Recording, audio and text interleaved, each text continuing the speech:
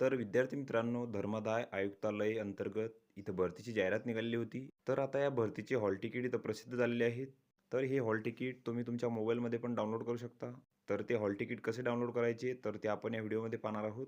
तर hall तिकीटची link डिस्क्रिप्शनमध्ये दिलेली आहे. तुम्हाला त्या वेबसाईटवरती जायचं आहे. या वेबसाईटवरती गेल्यानंतर तुम्हाला तुमचा लॉगिन आय डी आणि पासवर्ड इथं टाकून घ्यायचा आहे. लॉगिन आय डी पासवर्ड टाकल्यानंतर तुम्हाला हा कॅप्चा इथे टाकायचा आहे आणि इथं लॉग इन करायचं आहे. लॉग इन झाल्यानंतर तुमची माहिती तुम्हाला इथे दिसेल. तर तुम्हाला अप्लाय पोस्ट या बटनावर क्लिक करायचं आहे. त्यानंतर तुम्हाला तुमचा इथे ॲप्लिकेशन नंबर दिसेल.